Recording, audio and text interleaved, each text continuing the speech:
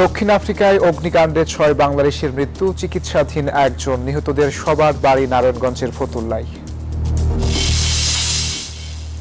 জ্বালানি সংকট কাটাতে সহযোগিতার আশ্বাস মালয়েশিয়ার, আনোয়ার ইব্রাহিমের সঙ্গে তারেক রহমানের ফোন আলাপ। 11 বছরে নিউজ 24 প্রবাসে উৎসব আমেজ, সত্য, সাহস আর বস্তুনিষ্ঠ সংবাদে দর্শকের আস্থায়। স্বাগত প্রবাসের সংবাদের সঙ্গে আছি শাহরিয়ার অঙ্কুর। দেখছিলেন বিআরবি কেবল সংবাদ শিরোনাম। নারায়ণগঞ্জের সদর উপজেলার আলীটেকের ক্রোকেরচর গ্রাম জুড়ে চলছে শোকের মাতম। দক্ষিণ আফ্রিকায় আগুনে পুড়ে নিহত 6 জনের মধ্যে 3 জনের বাড়ি এই গ্রামে। ফাহিম, আপন আহমেদ ও নূর মোহাম্মদ মৃত্যুর খবর ছড়িয়ে পড়ার পর থেকেই স্বজনদের কান্নায় ভারী হয়ে উঠেছে আকাশ। নারায়ণগঞ্জের ফতুল্লার আলীরটেক ইউনিয়ন পরিষদের সদস্য রওশন মেম্বারের ভাই রতন দক্ষিণ আফ্রিকার কুইন্সটাউনে তারই ব্যবসা প্রতিষ্ঠানে ভয়াবহ অগ্নিকাণ্ডে ঘটে গেছে এক মর্মান্তিক দুর্ঘটনা। ঘুমন্ত অবস্থায় মারা গেছেন অন্তত 6 বাংলাদেশি। এমন বুড়া বুড়া দাঁড়িয়ে আমার বলারা দরটা মরবো আমরা। ওরা 7 জন ছিল, 6 জন ওইখানে অজ্ঞান হয়ে পড়ে গেছে। একজন বাই করছে ওইটা 40% পুরা থাকা, আর বাকি যা বাইরেছে লাশ হয়ে। 7 জনের ভিতরে একজন বের হয়ে গেছে, 6 জন আটকা পড়ে রয়েছে। পাশের দোকানদার এরা অনেক চেষ্টা করছে, তালা তোলা ভাঙছিল কিন্তু বের হইতে পারেনি। স্থানীয় সূত্র জানায় সোমবার রাতের প্রথম প্রহরে এ অগ্নিকাণ্ডের ঘটনা ঘটে। খবর পেয়ে সেখানকার আইনশৃঙ্খলা বাহিনী ও ফায়ার সার্ভিস ঘটনাস্থলে পৌঁছে আগুন নিয়ন্ত্রণে আনে। এই যে ভিতরে যাইতেছি। ঘটনার খবর ছড়িয়ে পড়ার পর থেকেই নিহতদের বাড়িতে চলছে শোকের মাতম। নিহতরা হলেন নারায়ণগঞ্জের আলীরটেক ইউনিয়নের ক্রোকের চরের ফাহিম, আপন আহমেদ, নূর মোহাম্মদ, তৈলখিরার চরের ফয়সাল, ফতুল্লার বক্তাবলী ইউনিয়নের কানাইনগরের শাহিন এবং মুন্সিগঞ্জের মিরকাদিম পৌরসভার কালিন্দিপাড়ার রাজিক। অলরেডি আমরা আমাদের প্রবাসী কল্যাণ শাখার যিনি নারায়ণগঞ্জ এবং ঢাকার দায়িত্বে আছেন তার সাথে আমরা কথা বলেছি। তো অতি দ্রুত তাদের ডেড বডি থেকে শুরু করে অন্যান্য যেসব প্রক্রিয়াগুলো আছে সেই প্রক্রিয়াগুলোতে আমরা যাতে সহযোগিতা করতে পারি সেটার জন্য অলরেডি তাকে নির্দেশনা দেওয়া হয়েছে। অগ্নিকাণ্ডে নিহতদের মরদেহ দ্রুত দেশে ফিরিয়ে আনার দাবি স্বজনদের। Desk report, news 24। দেশের চলমান জ্বালানি সংকট নিয়ে মালয়েশিয়ার প্রধানমন্ত্রী আনোয়ার ইব্রাহিমের সঙ্গে টেলিফোনে আলোচনা করেছেন প্রধানমন্ত্রী তারেক রহমান। সংকট সমাধানে সহযোগিতার আশ্বাস দিয়েছেন মালয়েশিয়ার সরকার প্রধান। সচিবালয়ে সাংবাদিকদের এসব কথা জানান জ্বালানি প্রতিমন্ত্রী অনিন্দ্য ইসলাম অমিত। রাজধানী সহ সারা দেশে চলছে গ্যাসের তীব্র সংকট। সিএনজি স্টেশনগুলোতে অপেক্ষা করতে হচ্ছে ঘন্টার পর ঘন্টা। আংশিক বা পুরোপুরি বন্ধ রাখতে হচ্ছে অনেক স্টেশন। পাম্প সংশ্লিষ্টরা জানান চাপ অনেক কম, তাই গ্যাস দিতে সময় লাগছে অনেক বেশি। আমরা গ্যাস নিতে পারছি না, লাইনে গ্যাস নাই। গ্যাস কি আসা বিষয়টা তো আমরা কিছুই জানি না। সিরিয়ালে বসে থাকি ঘন্টার পর ঘন্টায়, লাইনে দাঁড়া থাকতে হয়। তারপরে আমাদের কাজের সমস্যা হইতেছে, আমরা একটা ডেলিভারি থাকলে এটা ইমার্জেন্সিভাবে দিতে পারি না। এমন সংকটে মালয়েশিয়ার সহযোগিতা চেয়েছে বাংলাদেশ। মালয়েশিয়ার প্রধানমন্ত্রী আনোয়ার ইব্রাহিমের সঙ্গে টেলিফোনে আলোচনা করেছেন প্রধানমন্ত্রী তারেক রহমান। পেয়েছেন সহযোগিতার আশ্বাস, জানিয়েছেন জ্বালানি প্রতিমন্ত্রী। আনোয়ার ইব্রাহিম মাননীয় প্রধানমন্ত্রীকে আশ্বস্ত করেছেন তার তরফ থেকে এবং তার দেশের তরফ থেকে এই সংকট নিরসনে যা কিছু করার সুযোগ রয়েছেন তিনি দ্রুততম সময়ের মধ্যে তার টিমের সাথে কথা বলবেন, সংশ্লিষ্ট মন্ত্রণালয়ের সাথে কথা বলে মাননীয় প্রধানমন্ত্রীকে অবহিত করবেন। মহেশখালীর ভাসমান এলএনজি টার্মিনালের ত্রুটির কারণে এমন পরিস্থিতি। চলছে মেরামত কাজ। সবকিছু স্বাভাবিক হতে সময় লাগবে আরো কয়েকদিন। আলটিমেট সলিউশন হচ্ছে land base LNG terminal. Abdullah Mamun, news 24, Dhaka. News 24 এর প্রতিষ্ঠা বার্ষিক উপলক্ষে দেশের বাইরেও ছিল উৎসবের আমেজ। বিশ্বের বিভিন্ন দেশে নানা আয়োজনে দিনটি উদযাপন করেছেন প্রবাসী বাংলাদেশিরা। প্রতিনিধিদের পাঠানো তথ্য চিত্রের রিপোর্ট।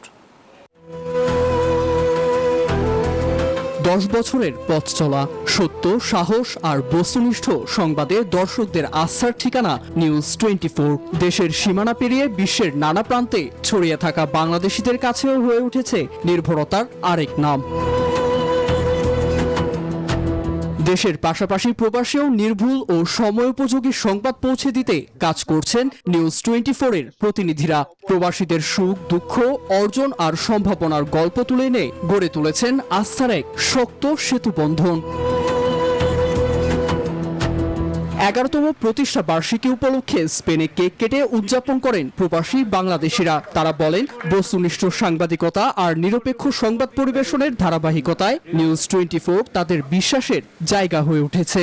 নিউজ 24 এর জন্মদিনে সকল নিউজ 24 এর সকল দর্শকদের জানাই শুভেচ্ছা ও অভিনন্দন। অস্ট্রেলিয়ার সিডনিতেও উৎসব মুখর পরিবেশে পালিত হয়েছে নিউজ 24 এর 11তম প্রতিষ্ঠা বার্ষিকী। প্রবাসীরা শুভকামনা জানিয়ে প্রত্যাশা করেন আগামীতেও সত্য ও দায়িত্বশীল সাংবাদিকতার ধারা অব্যাহত রাখবে প্রিয় এই সংবাদ মাধ্যম। Desk report, news 24। মার্কিন প্রেসিডেন্ট ডোনাল্ড ট্রাম্পের সঙ্গে বৈঠকের জন্য হোয়াইট হাউসে পৌঁছেছেন ইসরায়েলের প্রধানমন্ত্রী বেনিয়ামিন নেতানিয়াহু। একই দিন ইউক্রেনের প্রেসিডেন্ট ভলোদিমির জেলেনস্কিও ট্রাম্পের সঙ্গে বৈঠক করেন। হোয়াইট হাউস জানায়, জেলেনস্কি ও নেতানিয়াহুর সফর দুটি ওয়ার্কিং ভিজিট বা কর্মভিত্তিক সফর, যেখানে নীতি নির্ধারণী আলোচনা ও দ্বিপাক্ষীয় বিষয় প্রাধান্য পাবে। জেলেনস্কির সঙ্গে বৈঠকে ইউক্রেনের জন্য সামরিক সহায়তা ও অস্ত্র সরবরাহের বিষয়টি গুরুত্ব পায়। অন্যদিকে নেতানিয়াহুর সঙ্গে আঞ্চলিক নিরাপত্তা, গাজা পরিস্থিতি, ইরান ইস্যু সহ ওয়াশিংটন তেল আবিবের সম্পর্ক নিয়ে আলোচনার কথা রয়েছে।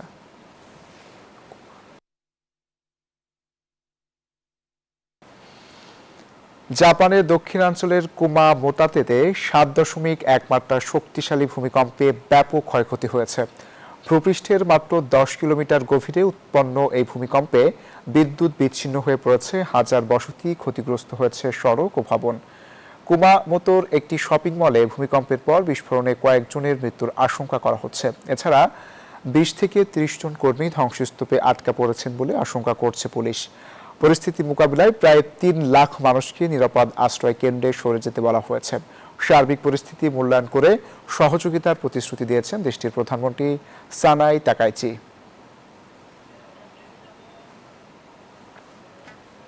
দায়িত্ব নেয়ার পর বঙ্গভবনে প্রথম অফিস করলেন ভারপ্রাপ্ত রাষ্ট্রপতি হাফিজ উদ্দিন আহমদ। মঙ্গলবার দিনের শুরুতে প্রশাসনিক কার্যক্রমে অংশ নেওয়ার পাশাপাশি সংশ্লিষ্ট কর্মকর্তাদের সঙ্গে মত বিনিময় করেন তিনি। বঙ্গভবন পৌঁছালে তাকে জানানো হয় উষ্ণ অভ্যর্থনা। মঙ্গলবার সকালে রাষ্ট্রপ্রধান হিসেবে প্রথম বঙ্গভবনে আসেন ভারপ্রাপ্ত রাষ্ট্রপতি হাফিজ উদ্দিন আহমেদ। প্রেসিডেন্ট গার্ড রেজিমেন্টের একটি অশ্বারোহী দল বরণ করে নেয় তাকে। বঙ্গভবনের ক্রিডেন্সিয়াল মাঠে গার্ড অব অনার গ্রহণ করেন ভারপ্রাপ্ত রাষ্ট্রপতি। এ সময় রাষ্ট্রপতিকে ফুল দিয়ে বরণ করেন বঙ্গভবনের কর্মকর্তারা। পরে রাষ্ট্রের সর্বোচ্চ সাংবিধানিক কার্যালয়ে দিনের আনুষ্ঠানিক কার্যক্রম শুরু করেন তিনি। প্রথম দিনেই নিয়মিত প্রশাসনিক কার্যক্রমে অংশ নেন ভারপ্রাপ্ত রাষ্ট্রপতি। বঙ্গভবনের ঊর্ধ্বতন কর্মকর্তাদের সঙ্গে বিভিন্ন প্রশাসনিক ও সাংবিধানিক বিষয় নিয়ে মতবিনিময় করেন তিনি। রাষ্ট্রপতির দপ্তরের চলমান কার্যক্রম সম্পর্কে প্রয়োজনীয় ব্রিফিংও গ্রহণ করেন হাফিজ উদ্দিন আহমেদ। প্রথম কার্যদিবসে প্রয়োজনীয় দাপ্তরিক নথিতেও স্বাক্ষর করেন ভারপ্রাপ্ত রাষ্ট্রপতি। মাসুদ সুমন, নিউজ 24, ঢাকা।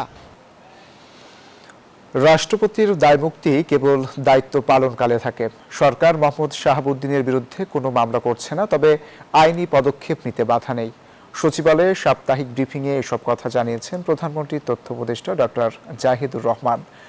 বলেন, জুলাই অভ্যুত্থানে পুলিশের স্নাইপার রাইফেল ও 7.62 বুলেট ব্যবহার প্রমাণিত, এ নিয়ে তদন্তের প্রয়োজন নেই। শারীরিক অসুস্থতায় রাষ্ট্রপতি মোহাম্মদ শাহাবুদ্দিনের পদত্যাগের পর থেকে তার বিরুদ্ধে ব্যবস্থা নিতে সোচ্চার এনসিপি, জামায়াত সহ বিরোধী পক্ষ। তার বিরুদ্ধে মামলার আবেদনের পাশাপাশি গ্রেপ্তারের দাবিও উঠেছে। সংবিধানের 51 ধারা অনুযায়ী রাষ্ট্রপতির দায়িত্ব পালনের সময় তাকে আদালতের কাছে জবাবদিহি করতে হয় না, এমনকি মামলা কিংবা গ্রেফতারি পরোয়ানাও জারি করতে পারে না আদালত। রাষ্ট্রপতির পদ ছাড়বার পর শাহাবুদ্দিনের সেই সুরক্ষা থাকবে কিনা তা নিয়ে প্রশ্ন উঠেছে। সচিবালয় সাপ্তাহিক ব্রিফিং এ প্রধানমন্ত্রীর তথ্য উপদেষ্টা জানান, রাষ্ট্রপতি যে সাংবিধানিক দায় মুক্তি ভোগ করেন তা কেবল তার দায়িত্ব পালনকালে কার্যকর থাকে। মেয়াদ শেষ হওয়ার পর তার বিরুদ্ধে আইনি ব্যবস্থা নেওয়া যেতে পারে, তবে সরকারের পক্ষ থেকে মোহাম্মদ শাহাবুদ্দিনের বিরুদ্ধে কোনো মামলা হচ্ছে না। দায় মুক্তির ব্যাপারটা নিয়ে একটু বিভ্রান্তি আছে। বাংলাদেশের একজন মানুষ তার পদে থাকাকালীন সময়ে কোনো লিগ্যাল ইস্যু ফেস করবেন না রাষ্ট্রপতি। উনি যতদিন পদে আছেন, উনি যখন পদে নেই, সেটা আগে করা ওনার কোন রকম কোন যদি মিসকন্ডাক্ট, আমি এই রাষ্ট্রপতির কথা বলছি না, এনি প্রেসিডেন্ট আগে করা কোনো বিষয় এবং পরেও যদি কোনো কিছু থেকে থাকে, সেগুলোর জন্য নিশ্চয়ই তার বিরুদ্ধে লিগ্যাল অ্যাকশন নেওয়া যাবে। তো সরকার কিছু করছে না, আমি এটুকু আপনাকে নিশ্চিত করতে পারি। আরেক প্রশ্নের জবাবে ডক্টর জাহেদ বলেন, জুলাই অভ্যুত্থানে পুলিশের হাতে থাকা টাইপ 56 রাইফেল, যেটাকে চাইনিজ রাইফেল বলা হয়, এটার বুলেট 7.62। পুলিশ প্রকাশ্যেই এটি ব্যবহার করেছে, তাই এটা নিয়ে তদন্তের প্রয়োজন নেই বলে জানান তিনি। F-56 এর প্রবলেম কি? ওটার রেঞ্জ অনেক লম্বা, 400 মিটার 500 মিটার পর্যন্ত এটা লেথাল রেঞ্জ থাকে। আপনার গুলি যখন মিস হয়, সেটা বহু দূরে মানুষকে হত্যা করতে পারে। সেজন্য পুলিশের হাতে, স্পেশাল পুলিশের হাতে থাকতে পারে, কিন্তু সাধারণ পুলিশের হাতে এই অস্ত্র থাকে না। ওই অস্ত্র হরদম পুলিশ ব্যবহার করেছে এবং ওটার বুলেটই 7.62। তদন্ত বলতে সকল যে তদন্ত ইন্ডিকেট করা হয়, সেই তদন্তের কিছু নাই। প্রধানমন্ত্রীর এই উপদেষ্টা আরো বলেন, আওয়ামী লীগের পক্ষ থেকে প্রচারণা আছে আন্দোলনের পক্ষের মানুষ হাসিনা সরকারকে বিপদে ফেলতে স্নাইপার দিয়ে গুলি করে মানুষ মেরেছে, যা একেবারেই ভুল। শানাজি ইয়াসমিন, নিউজ 24, ঢাকা। জুলাই অভ্যুত্থান কোনো রাজনৈতিক ভাগ বাটোয়ারার জন্য হয়নি, এটি দেশের সর্বস্তরের মানুষের অর্জন বলেন বিরোধী দলীয় চিফ হুইপ মাহমুদ নাহিদ ইসলাম। জগন্নাথ বিশ্ববিদ্যালয়ের জুলাই গণ অভ্যুত্থান নিয়ে আলোচনা সভা ও পুরস্কার বিতরণী অনুষ্ঠানে একথা বলেন তিনি বলেন, জুলাই আন্দোলনে জগন্নাথ বিশ্ববিদ্যালয়ের অবদান অত্যন্ত গুরুত্বপূর্ণ। পাশাপাশি তিনি সরকারের প্রতি আহ্বান জানান যাতে জগন্নাথ বিশ্ববিদ্যালয়কে বিশেষ গুরুত্ব দেওয়া হয়। এ সময় তিনি বলেন, জুলাই কেবল একটি মাস নয়, এটি চলমান একটি গণতান্ত্রিক আন্দোলনের প্রতীক।